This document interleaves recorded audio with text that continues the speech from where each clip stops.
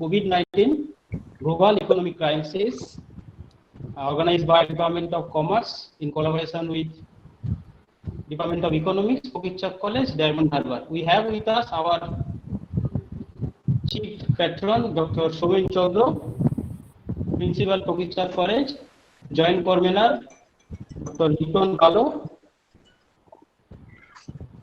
Joint Convener, Dr. Liton Balo, and two renowned speakers, Dr. Ogbonna, AC-Ogbonna from Nigeria, and Dr. Amalendu Bhunia from India, and respected faculty member from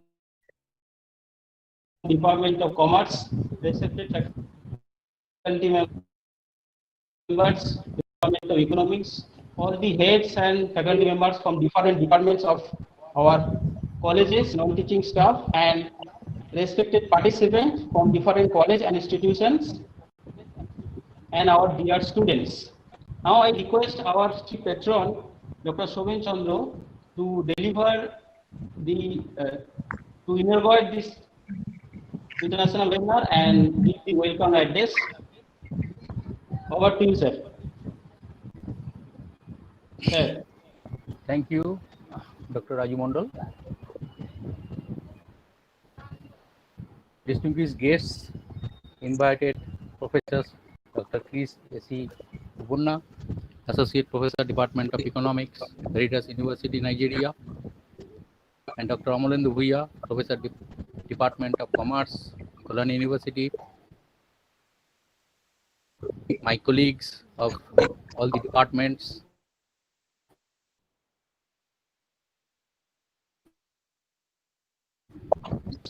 a very good afternoon. So in India it is afternoon, Professor Ogbonna has said. I hope everybody is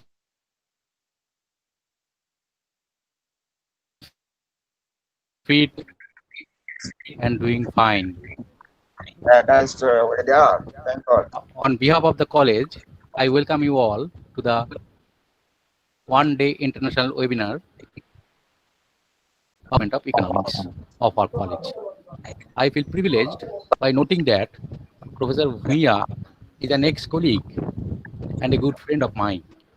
I wish we could arrange the program as a conference at my own college instead of a virtual one, so that I could welcome you all with a cup of real coffee. It is my pleasure to introduce you to this very important subject during the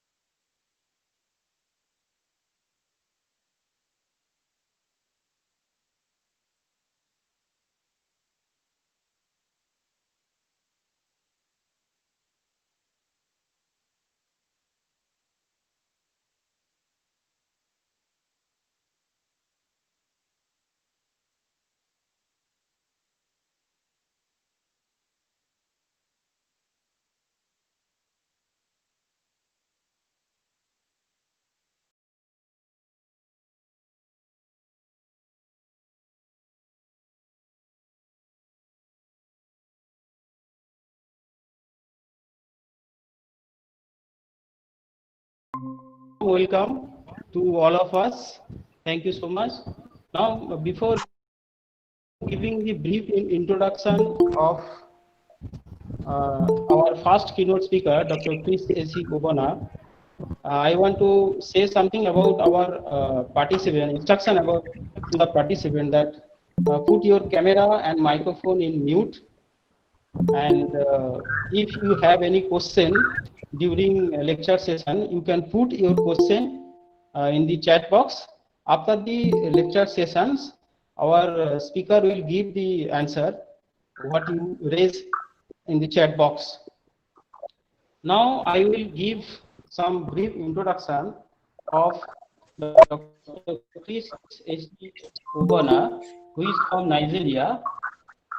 Very much welcome, sir. Dr. Chris AC-Ogbonna hails from Uburu, Uzadada, LGA, Ebonyi States, Nigeria. He attended the prestigious Mary Crown College, Ukuku, Ogaza, Cross River State, Nigeria. He obtained BSc Economics from Unugu State University of Science and Technology, Unugu, Nigeria. MSc Economics, University of Port Harcourt, Nigeria. PhD Economics from the University of Calabar, Nigeria, specializing in economic development. Postgraduate Advanced Certificate in Education, Veritas University, Abuja, Nigeria. Adoptee Certificate, Digital Bridge Institute. RFE means Money Magadi. He is widely read with special focus in development economics, economic planning, production economics, economics research and analysis, and with numerous publications in local and international journals. He is an economic policy analyst, a motivational speaker, and currently a lecturer in the Department of Economics, Veritas University, Abuja, Nigeria. Now, I request Dr. Chris AC-Ogbonna to deliver his lecture on the topic Coronavirus, the politics of the pandemic and effect on global trade and investment. Over to you, sir. Over to you, sir.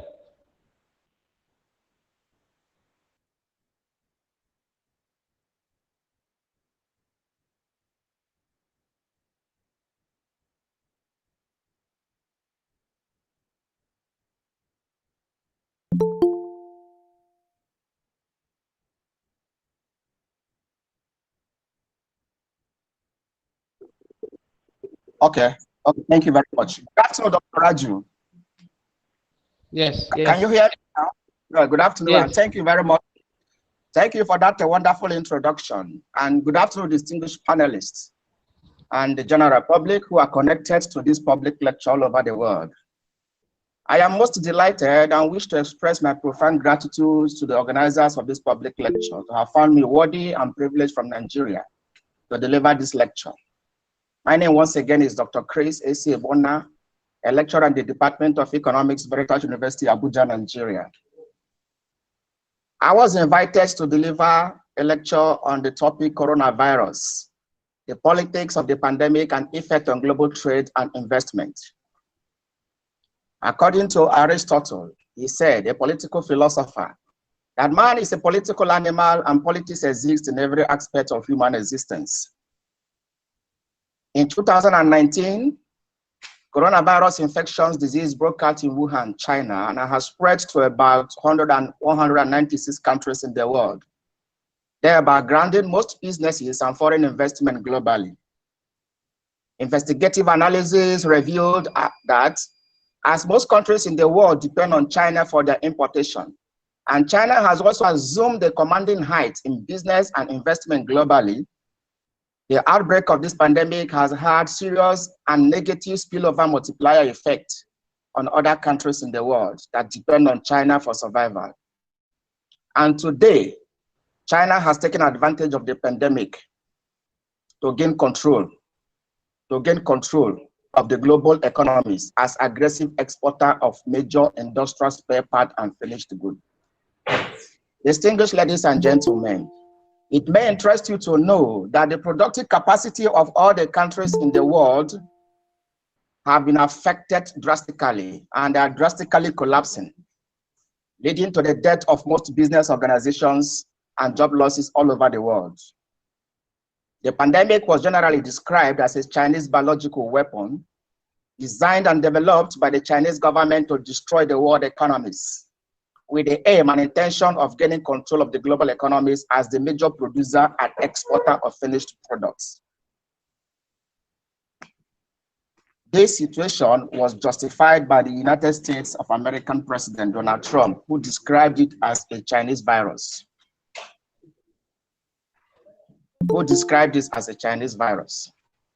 Several countries in the world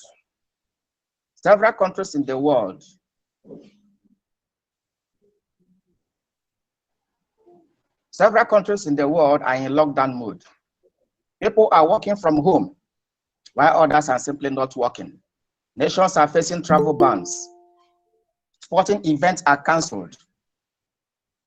Schools are shut down from primary to tertiary level. People are avoiding public gatherings in restaurants, shopping centers, museums, worship centers. International borders are shut down, and the tourism sector badly affected by the pandemic. It may interest us to know that more than 90% of businesses and commercial activities have been drastically reduced as a result of this global pandemic. It is a well-known fact that Chinese tourists are the world's biggest spenders, and substantial drop in travel affects many world destinations and GDP. Obviously, countries like Greece, Portugal, Mexico, Egypt, Mauritania, Mauritius, Spain, Paris, Venice, and South Africans are more reliant on tourism. More than 60% of the internally generated revenue from tourism have been affected by this crisis. And all these have had a negative multiplier effect on the gross domestic product of such countries. Despite all the global threats and challenges, and as most countries affected are struggling to contain the virus, the Chinese economy suddenly started operations and production with slight index cases. The question here is, what magic bullet did China adopt to contain the further spread of the virus that most countries cannot apply? Some government officials in some countries affected, especially in Africa, took advantage of the present global threats to trade and investment and circumvented the process to their personal gain, thereby increasing the poverty index in their local economies. Disruption of the global trade and supply chain. Global trade businesses have significantly declined in 2020 in every region of the world, especially the SMEs and tourism, and this has had a devastating effect on business operations globally. Manufacturing industries, especially in most industrial sectors, are shutting down operations, and global supply chain adversely affected and disrupted throughout the different levels of supply networks. According to the United States Institute for Supply Management, 75% of companies reported disruptions in their supply chains. In addition, there have been shortages of raw materials and final products, and the World Trade Organization has also predicted that global trade is expected to fall by 32% globally, as air and sea travels are suspended and could not move goods across international airspace and waterways respectively. In a nutshell, distinguished ladies and gentlemen, the damage to global trade and investment is real. Effect of coronavirus on business and economy. The global pandemic has instigated global shock on trade and investment. The spiral effect is badly felt, with serious daunting tasks in the management of global economies, and the economic cost of this global pandemic on business and investment cannot be quantified in monetary terms, as it has caused more harm than good to the world economy in recent time. But we can only make a forecast based on assumptions. Analysis of the global effect of the pandemic on business performance shows that facts can be seen in the light of the recent business event across the world. China has resumed productions with low index cases, but most countries are still in lockdown mode, thereby causing devastating effects on the manufacturing and service firms. Automobile industries such as Volkswagen and Ferrari suspended production in Europe, and most factory workers are redundant. 2, service sectors have been affected by this lockdown are the transport sector, entertainment, retail, hotel and tourism, which account for a quarter of some countries' GDP. 3, Euro 2020 Tokyo Olympic Games postponed to 2021, and the contribution of this sporting event to the GDP of the host countries in 2020 has been affected. 4, tourist destinations like Paris, Madrid, Venice, and Rome are deserted. 5, trade fairs and events are cancelled in all countries. 6, in the United States, job losses have reached an unprecedented high of over 10 million jobs have already been lost in the United States. 7, cancellations of public gatherings and cruise operations. These cancellations have seriously affected the operations of most small-scale businesses all over the world. Airlines have grounded operations globally, leading to a substantial loss of revenue to the airlines. Airbus suspended production in France and Spain. Lufthansa reduced 90% of its long-range flights and cancels more than 23,000 flights. Most airlines have sacked their staff, while some are asking employees to take 2 months unpaid leave. Turkish Airlines, Bristol Helicopters have sacked 100 pilots, and Air Peace Nigeria sacked 70% pilots. Norwegian Airlines cancelled 85% of flight and laid off 90% of its staff. And you cannot see that with this level of shutdown, what the effect will be on the GDP of such a country.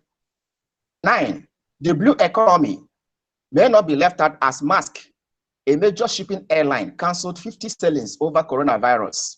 This has also affected the movement of goods across international waterways. More than 10 million jobs have already been lost in the United States of America, as earlier mentioned. 11, Canada's Cineplex Incorporation has closed all of its 165 movie theaters. 12, McDonald's closed down sitting areas in the United States. 13, media group and TV networks are facing sudden drops in advertisement revenue. 14, lockdown of Manila. 13 million people in the metropolitan area have been affected. Amazon and Facebook have issued a lower estimate of advertisement revenue. 16, Nigerian federal budget adjusted downwards to accommodate the precarious economic situations. 17, Gucci and Hermes, luxury goods companies, have shut down operations in all their manufacturing sites. 18, Italian shipyard Fincantieri has asked its workers to embark on their annual vacation leave. 19, 145 drivers have been laid off at the port of Los Angeles as ships from China stopped arriving. German tourism giant TUI has made a request for state aid. 21, MGM closes all its United States casino resorts. 22, Switzerland is open only to citizens, residents, and commuters. Swiss watch manufacturers are facing disrupted supplies of components. 23, the high rate of consumption of Nigerian crude oil abroad by Europe and America dropped, thereby further reducing the high demand for Nigerian crude oil. 24, the high price of crude oil sold abroad has equally dropped, thereby basic economic theory states that the lower the price, the lower the quantity demanded, thereby having a negative effect on the income from abroad. Once again, distinguished ladies and gentlemen, the impact of the current crisis on business and economy will be different around the world. Most European and African countries are currently facing significant economic recessions as a result of serious economic contractions. Judging from prior recessions, a decline in GDP of this magnitude will significantly increase unemployment and public deficits. And this is practically what most countries are currently experiencing. Strategies for success. The countries in the world so far badly affected should design a sound macroeconomic model to capture all relevant data needed to manage their local economy. 2, the productive capacity of the local economy should be diversified and restructured by empowering the private sectors through a single-digit interest loans. 3, government should provide economic stimulus packages to small and medium-scale industries, who, of course, are the engines of economic growth and the ones that are badly affected in the economy. 4, government should provide conducive business environment for foreign investment into the country. And the only way this can be done is that government should provide economic infrastructures that could be able to enable the foreign investors, the FDI, to flourish. 5, fiscal expansion is seriously encouraged. And what do we understand by fiscal expansion? In the area of tax cuts, tax waivers, and special intervention, if governments could cut down their taxes on the citizens, companies operating, government should also grant waivers, especially to small and medium-scale industries. And there could be special intervention by government on themselves by way of providing palliative to certain group of persons or people in the economy. This will go a long way to cushion the effect of the pandemic on local businesses. 6, agriculture should be given a top priority attention in order to meaningfully provide jobs. All the economic indices or indicators mentioned should be addressed if a sound and sustainable macroeconomic growth and development are achieved. In conclusion, gentlemen and ladies, the coronavirus crisis having spread rapidly throughout the world like a wildfire, and while China has brought her index cases under control, success strategy should now depend on respective local economies to devise strategies peculiar to their local environment and further stimulate production. No society can develop without trust on governments. Therefore, the success strategies depend on building strong institutions with leaders with strong political will to move the economy forward. Thank you, gentlemen and ladies, for your kind attention, and stay safe. Thank you for giving me the opportunity to be one of your speakers from Nigeria.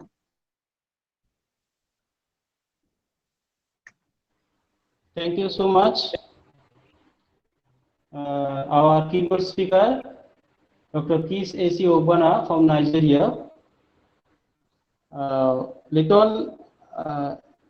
Have I said the brief introduction of AC-Ogbonna before his lectures? Yes. Okay, thank you so much. It's a very good, wonderful lecture from Dr. AC-Ogbonna from Nigeria. Now, is there any question about the lecture on the chat box?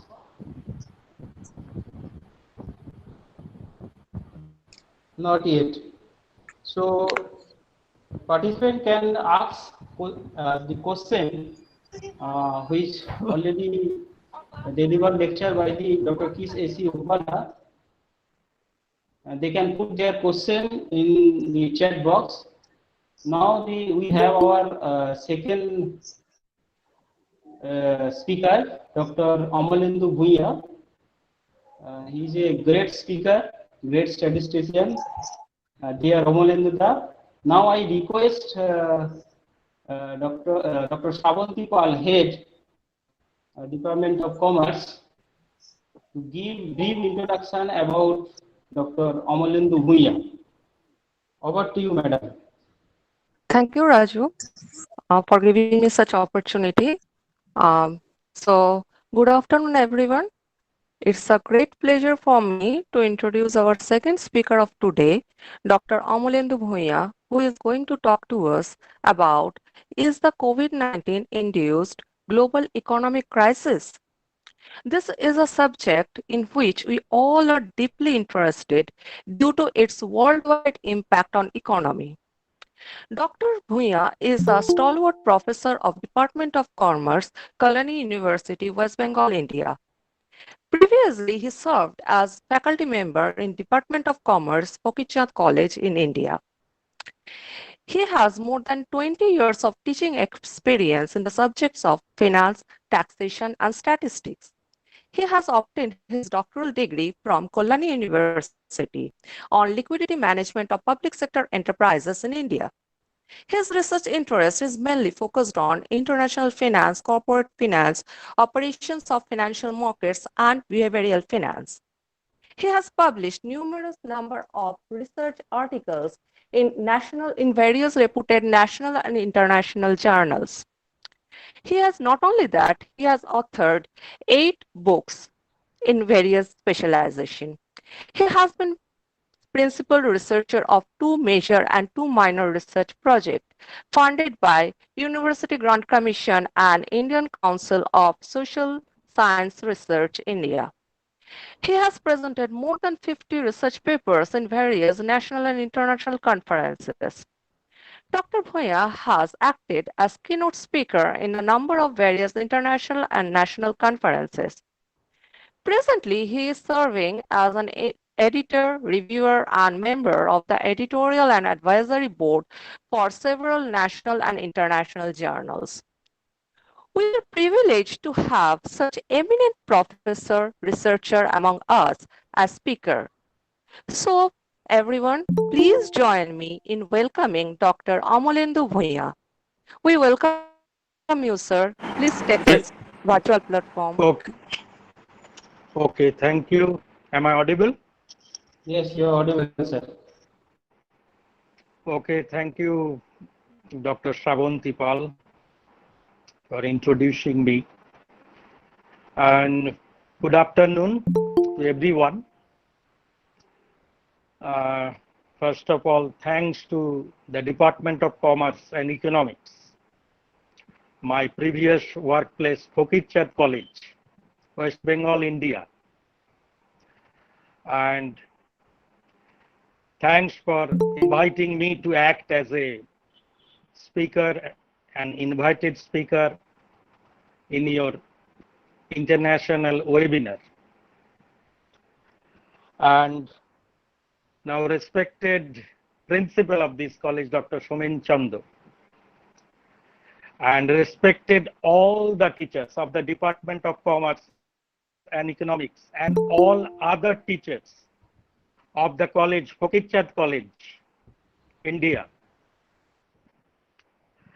and office staff who are attending the particular webinar, and my dear participants, ladies and gentlemen.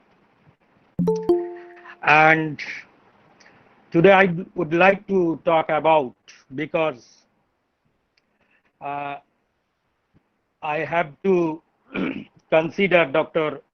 Raju Mondal, special thanks to Raju Mondal, because he has taken a subject, he has selected a subject, COVID-19, global economic crisis. For this reason, I have selected a particular topic. Is COVID-19 induced global economic crisis? This is my research question. And the particular research question consider as a title in my lecture.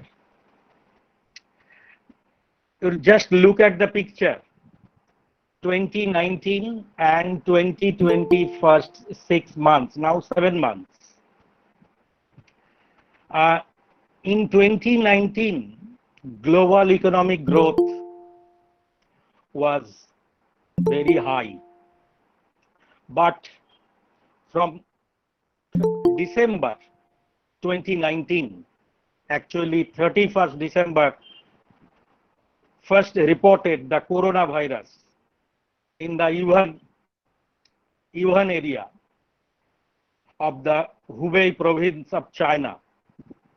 And thereafter, the particular virus spread to the whole world. About 216 countries have been affected for the coronavirus, COVID-19. And from 2019 December, we have seen that the global economic growth has been decreased significantly, month by month. And if you consider the report of World Bank and International Monetary Fund, World Economic Outlook in June, what I have seen that most of the advanced countries' economic growth have been decreased significantly, negative, highly negative. And also in emerging and developing countries like Nigeria, because Dr. Chris is here, and also in South Asian countries like India, the economic growth have been decreased significantly. It has been negative.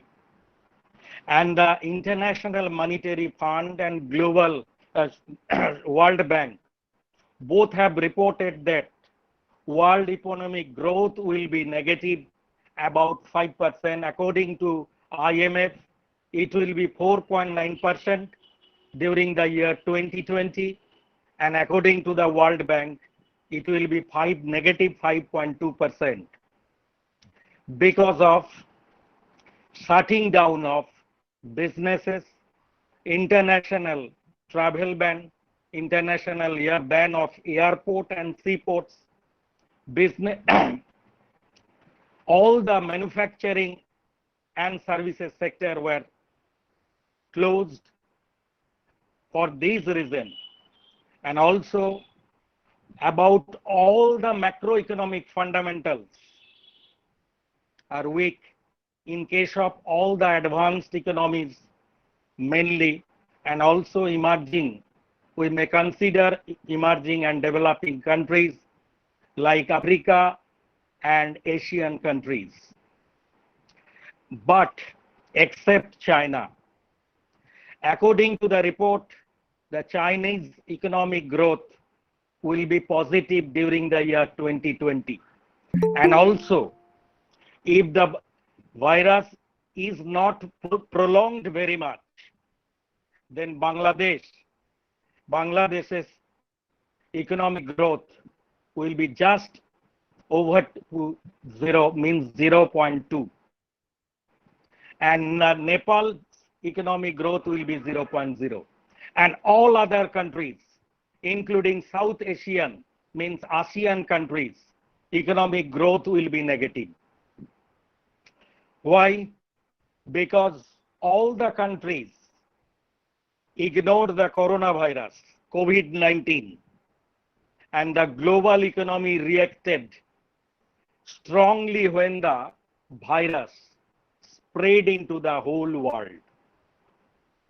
As COVID-19 risks priced so aggressively across various asset classes that some fear a recession in the global economy may be a cause. For this reason, I have selected whether COVID-19 induced global economic crisis, because most of the economists and business leaders are asking whether the market downturn truly signals a recession, how bad a COVID-19 recession would be, what the scenarios are for growth and recovery, and whether there will be any structural impact from the unfolding crisis. Just previous slide, please. Go to the previous slide. Go to the previous slide. Go to the previous, yes. International Monetary Fund has published, second slide, next slide. Yes, yeah. Please, second, before, previous slide. Yes. IMF has published the report about share of global GDP on 17th March 2020, based on the figure of share of global GDP during the year 2019.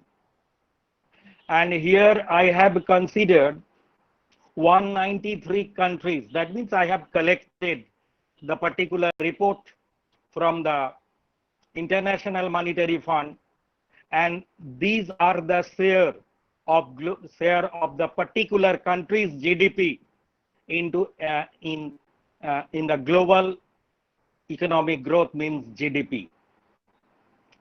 And in this way, we have to know the position of the countries of the global economies, like advanced country, including advanced countries, and some emerging and developing countries like India, Nigeria, South Africa. Next slide. I have already mentioned, next slide. I have already mentioned the global growth will be negative, about 5% according to the various agencies' report. And the advanced countries, means the developed countries' economic growth will also be negative, and very, very high negative. And in case of India, if you consider India's economic growth will be negative because of various reasons I will mention later. And except you may see the table, the Chinese GDP growth will be 1% positive. And all other countries' GDP, what I have considered here, about all the countries, including ASEAN countries, South Asian countries, Southeast countries, African countries, developed countries, European countries, Euro area will be negative. If you consider the second quarter of the calendar year 2020 and the first quarter of 2021, year April to June, only Chinese economic growth has been positive, and Nigerian economy has been positive, because real economic activities have been started in China and in some cases partially in Nigeria, and also we are in the unlock phase 3, means in the semi-lockdown phase. And that means some of the economic activities have been started. Obviously, many economists tell that 7 India's economic growth, but most of the economists around the globe, they have estimated the India's economic growth. Actually, it has been negative and double digit. It has been negative and double digit. And the particular economic growth, the source is International Monetary Fund, trading economics, and the World Bank report. I have taken the particular data. Now, I am coming to the point to understand these, because I have considered the term global economic crisis. We have to understand what are the types of economic crisis, and what do you mean by the term economic crisis. Economic crisis, economic crisis is a condition, is a situation when the globe experiences a sudden downturn, when GDP falling, liquidity crunch, and rising prices, means inflation rates are rising prices are drying up, and also unemployment rates are high. Most of the people, most of the workers are employed, lost their job. The particular situation may be considered as economic crisis. Now we have to know what are the type of economic crisis, and whether COVID-19 induced a global economic crisis. If COVID-19 induced global economic crisis, then what are the type of the particular crisis? Then we have to know the types of crisis. Please, next slide. Next slide. Next, yeah. What are the next previous slide? What are the types of economic crisis? I have divided three. First one, real crisis. Real crisis means when economic crises are based on demand and supply shocks. It will be considered as real crisis.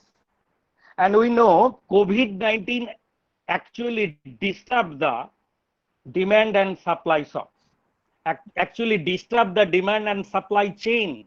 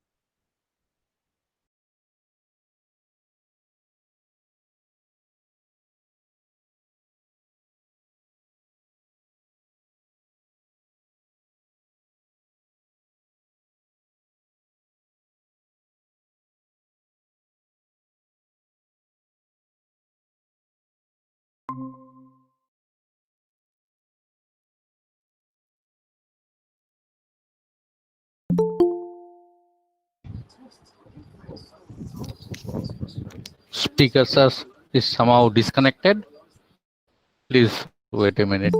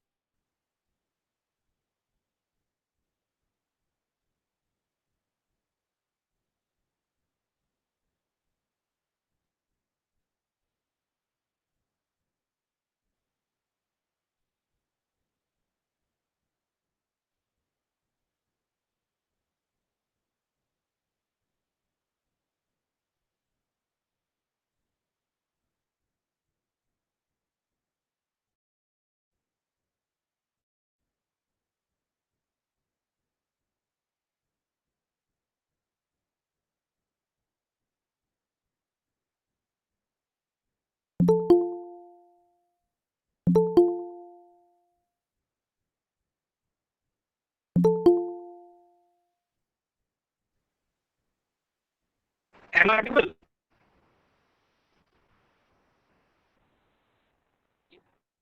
Oh, disconnect. Actually, this is my problem. What I have explained, again, I tell you again, the type of economic crisis. Real economic crisis, when demand and supply chain is disrupted, this is called real economic crisis. Policy crisis, when central banks leave policy rates are higher than the economic neutral rate, and leave policy rates are the paid interest rate for unconventional policy for maintaining financial stability of the government. Am I audible? And neutral is the short-term interest rate. neutral rate is the short interest rate when the economy has made the employment along with financial stability. But I don't think so. I don't think this crisis is a political. All the countries, uh, all the countries have already announced different stimulus packages about more than 10-15% GDP for their people. And third category, financial crisis. And what is financial crisis? When COVID-19 stressed the cash flow, particularly in small and medium enterprises. And we know because COVID-19 affect the consumption, affect supply chain, global supply chain, and also because of global supply chain, at the same time, because of shutting down of businesses, most of the manufacturing sector, including the small, medium enterprises, their business, obviously, it is obvious that migrant workers have returned to their home, and daily workers were also lost their job. They not reaching their workplace because of health crisis, and ultimately production and affect the demand also. And particular crisis is actually negatively affect cash, because service sector and manufacturing sector, both sectors have lost their revenue because of shutting down of businesses, international, and all the businesses are closed, and these are called crisis. And now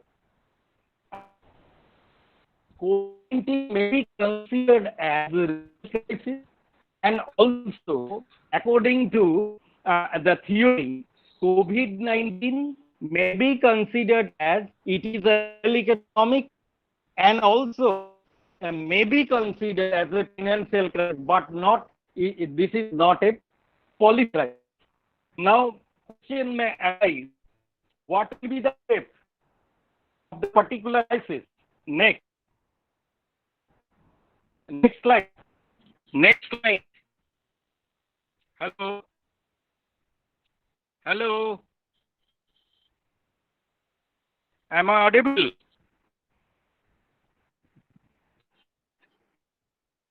Next. What are the shape of the economic crisis? Next slide. Actually, potential shape of the economic crisis may be divided into three categories. We consider as V-shaped. Next slide, please. Next. U-shaped and L-shaped. Next slide. Go to the next slide. Hello, host. Next is please. Yes. Previous slide.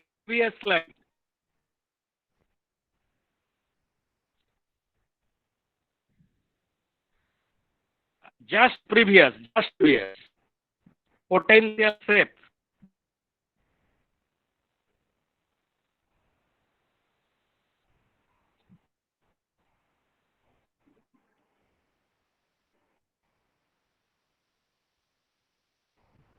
This is potential shape. Just next slide, please go to the next.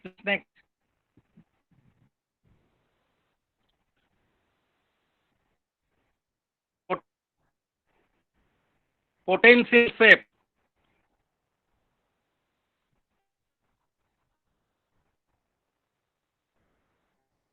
Yeah.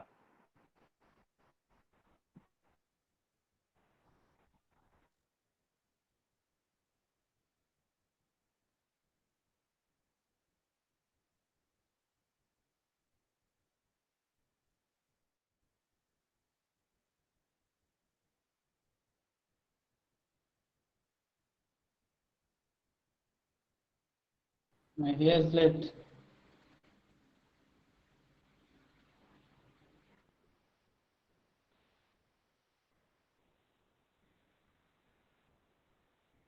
Okay.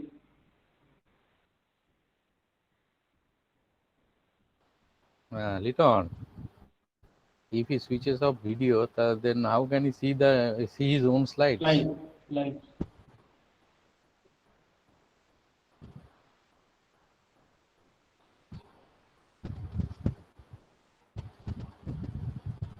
He is doing from mobile phone or desktop. If he does it from desktop, then it will be easy for him to run the slideshow. I think due to technical problem, he is presenting his presentation from his mobile.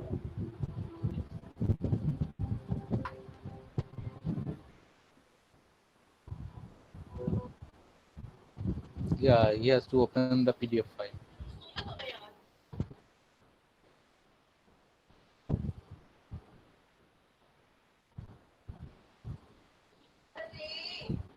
Am I audible? Now the Annetha Bhumik. Annetha Bhumik, Bhunia is Amalendu. In another way. Am I audible? Yes, sir. You are audible. Okay. What are the potential shape of the economic crisis? Number one, I have divided into three categories: V-shaped. What is V-shaped? Actually, the V-shaped scenario of the economy actually describe the classic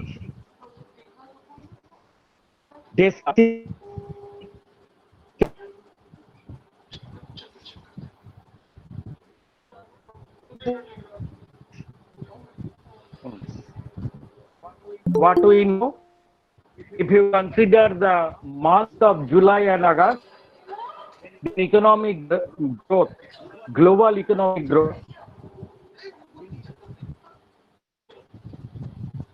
has been rebounded partially. In this scenario, annual growth could fully absorb the shock. Now, second shape, U-shaped. Please think about the U-shaped shock.